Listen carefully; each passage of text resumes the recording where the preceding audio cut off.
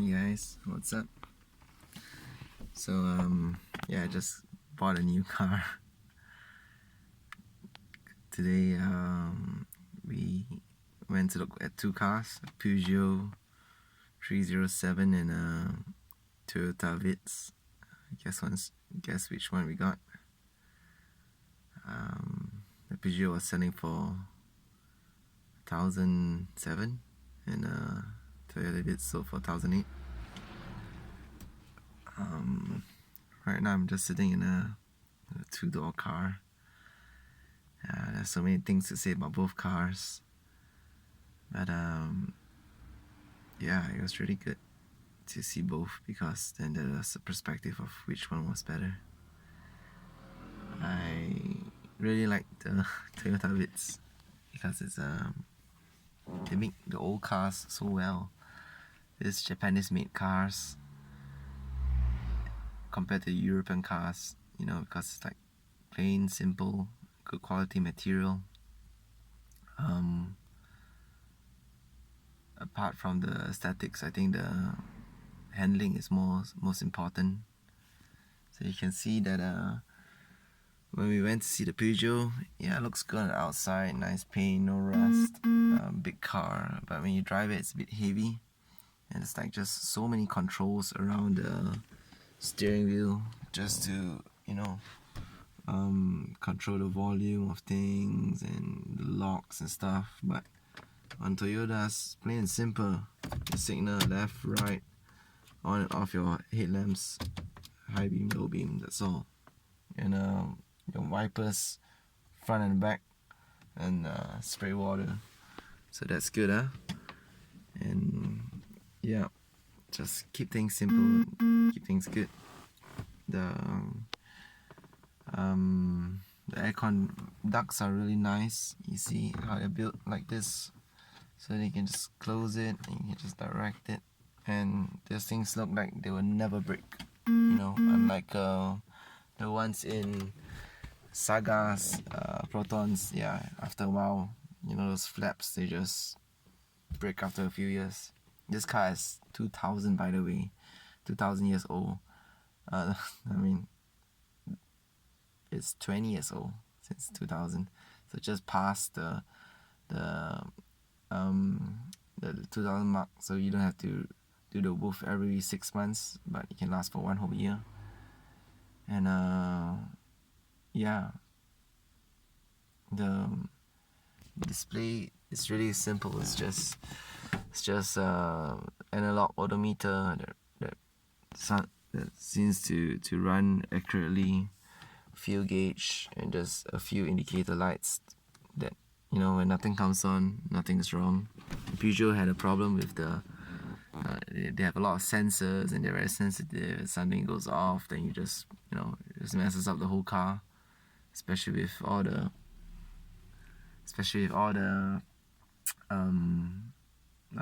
computer and ECUs inside it.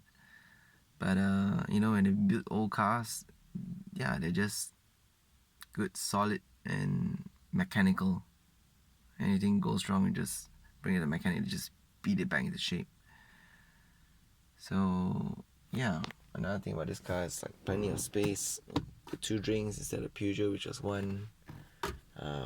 Lots of space at the sides. Nice place to put documents and stuff. You can feel the quality in it when it moves. So yeah, just go see the guys at the fence. Hello. New car. Yeah, new car. Looks new, right? It's same as your car, you know, Vitz. Yeah, but my car is very No good lah. Okay lah. Still can run. But good, right? The car actually. It is nice, right? Very smooth. Yeah, buy already. 1,008. Yeah. How much? 2003. Okay lah, 2003. But yours got 4 doors lah, mine need 2. Oh Yeah, yeah. smaller. Yeah, this is it. I'm kind of blind, so I can't really look at the color. You can see that. Oh shit, where's the key? So there's only one key. Doesn't have centralized lock. Doesn't have electric locking. I'll show you the inside.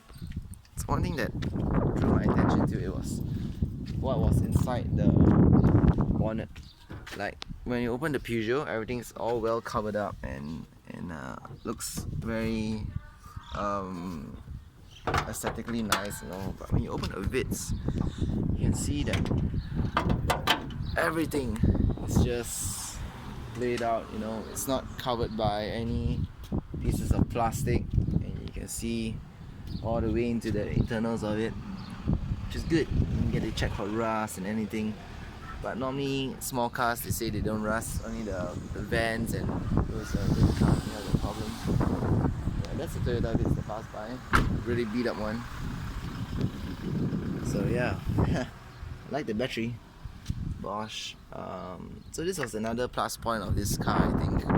When you look at the engine bay, you just get to see things as it is, you know. Not like the Peugeot where everything is all covered up and things run with a lot of ECUs, and if you got something wrong with the electronics, you probably have a big headache with the diagnostics and everything like that. So yeah, it's I guess this would run well for me for now. It's a 1 liter engine compared to the Peugeot, which was 1.6, and it's, in a sense, I feel that the engine power is important, especially on high speeds. If you're trying to cut cars, but if you're just trying to go for a nice drive and save on fuel, this car is the one that wins. It's much lighter. You could feel the weight in the car when I was driving it. When the Peugeot, you know, even though it's a bigger engine, but it's heavier.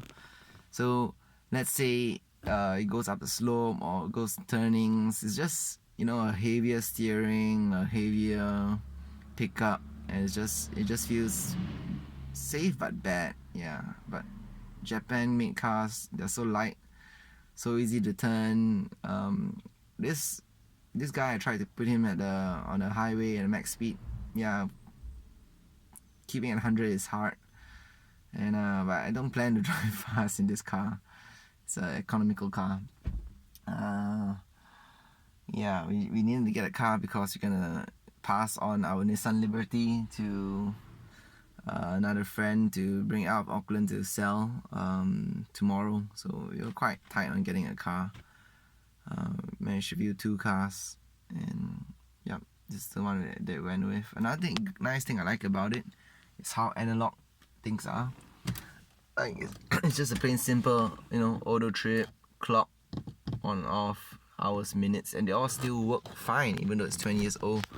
The Peugeot had problems with the display. It was just going. You couldn't see the clock or the temperature. Yeah, it's just an issue with the electronic display there, and unnecessary. You know, unnecessary. You don't need it, but if it doesn't work, you know, it's something to tug at your mind. You know, and this has like such plain simple buttons: aircon, heater, emergency lights, vents, places to keep your CDs. All the plastic, all still very nice because, I don't know, maybe it's because it's a Toyota, right? Made in Japan. This at 2000 was quite cool. Tapes, okay, this is how old this car is tapes. Alright. It has audio control that even shows bass and everything. Like you could control the bass and treble. I think it just has 2 stereo, which is yep. All the lights, airbags, battery, ABS, handbrake. That's the fuel, engine oil, and yeah. It's not started yet, so yeah. See, all goes off. Just drove 19 km. Full tank was $67. Alright, $67. 32 liters. Yep. 32 liters for full tank. Let's see how long it runs. When you pump out the Nissan Liberty, it's always like $100 and lasts for about a week at about 500 km. Yeah, so hopefully this will give more than 500 km. on $67. So yeah, going back to this, yeah, so simple aircon controls, 4 speeds, cold, hot, like this really reminds me of the Honda Fit that we had, and that's really good because it's analog and your hand just reaches for things so easily compared to if it was digital. You have to like press buttons and look at the display. So I don't really like that, because if you're driving and then it just distracts you and you try to do that. Passenger light. So this is the radio. You could head west to surf the sand dunes. Radio Or works go east well. for a kayak as the sun sets over the city. You could do lunch at a vineyard or stay late at the art gallery. So get out there and get amongst it. Do something new, New Zealand. Visit newzealand.com/. So something about the Honda Fit that I really liked was that the radio was really good, and this Toyota Vitz reminds me of the Honda Fit's radio. When we went into the Peugeot and the Nissan Liberty, they have those radio like consoles that you can actually like just like this space, you can just pull it out and put the radio console in. The Peugeot had a wire going to the back that you could put the subwoofer in. That was quite interesting. Like, oh, nice. Should I get that? But nah, it's okay. This has good speakers that has been lasting over 20 years. The Nissan Liberty's radio has died. You need to plug in a jack into the radio for it to work, kind of thing. I think it's probably some wiring to the antenna that has problem. But some of the old cars, yeah, they just built it real good. Manual buttons for your channels of your radio, tuning tracks, coin. Alright, coin box. Don't put cigarettes in. Who's that? 12 volts. It's a display of R, neutral drive to the LP. I have no idea what this button does. Shift lock, probably. Yeah. And ta-da! 2 seats. Alright. Folded down. So I think the 2-seat hatchback version is quite cool because then it's just appealing. If you want to pick up passengers, just slide the other seat away. So you're like contemplating whether a 4-door or a 2-door car would be better. I thought it was a big thing, but nah, it doesn't really matter. 2 doors is good. Less hinges, easier to maintain, I guess. Also, nothing about the Peugeot was that the roof was coming off. The guy had to like pin it up with tacks. But this Toyota, yeah, all good. It's nice and sealed to the top. The Peugeot had the foam melting away when you open things. Things were just like melting away. The car seats were melting away when you folded it in the Peugeot. Even though it was a newer car at 2003, I guess it's something to do with the material that they use. Yeah. So yeah, let's take a look at the back. The boot space. When I was looking at it at reviews, yeah, definitely the Peugeot has a bigger interior space and all, but the Toyota Vitz, when you take a look at it, it's actually still quite spacious too. So the locks are very, very manual. You can really feel the click in the manual when you open it.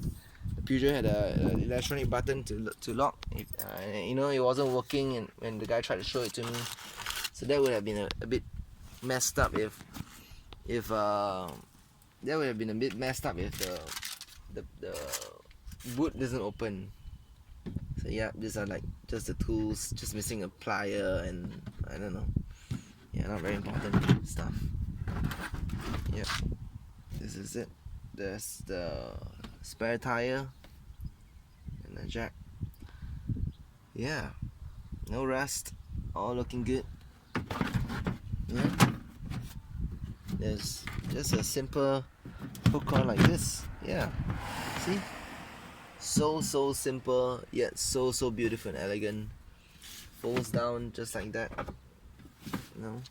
Easy to cover up.